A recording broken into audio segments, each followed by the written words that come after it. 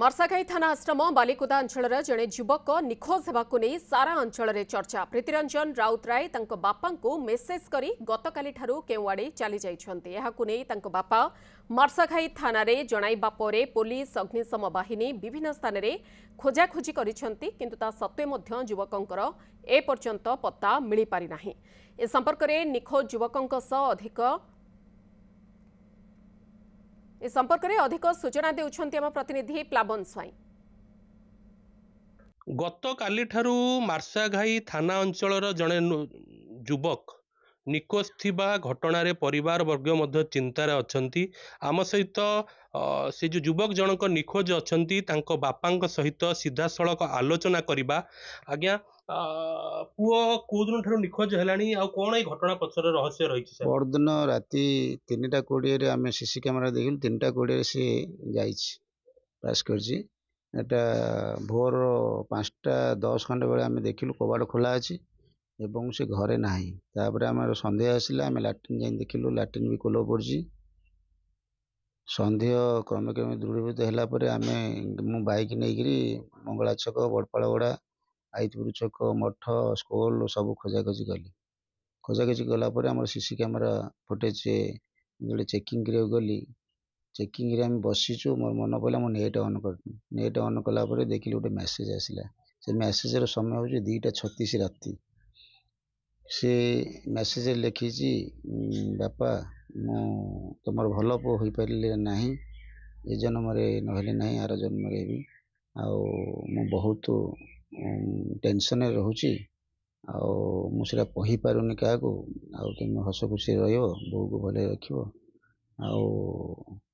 मोर death पर मत शुद्धि क्रियाकर्म किसी भी हवा दरकार ना कि मु गली बोली मो किसी पैसा पत्र खर्च करी अजथा पैसा वर्ष खर्च करियो ना। कोन घटना प्रकृति आपण भाबु? घटना मु आगे किसी जानिनी। 28 तारिख रे से आसिला, तार होची बीटेक फाइनल ईयर। से 28 तारिख रे आसिला घर को छुट्टी रे। 28, 29 2 दिन रही। 30 तारिख रे तार पीसी घर को पारादीप गला। 30, 1, 2, 3 तारिख रे से घर को आसिला। घर को आसिला परे हमर भसाणी होतला, भसाणी से योगदान देला एवं सिटी भी लोक खाया पिया देला, परसा परसी कला, निजे खाइला आसिला। तापर दिन सकाळ मो मोर उठिक घर पळेली मो बेपार को। बेपार अच्छी 5टा संध्या 5टा बेले मते फोन कला, बापा मते टे ग्लैमर चाबी दियो, मु जीवी कोडी टिके मार्केट जीवी। मुला हो ठीक अछि, टेबल ऊपर अछि नै जा। टेबल ऊपर नहीं गला एवं संध्या रात्र 7टार फेरिला। फेरिला पर चॉप आनिथिला। मु एंती 8:30 रे आसी पहुँचली घरे। मते भी चॉप देला खाइया को, मु चॉप खाइली।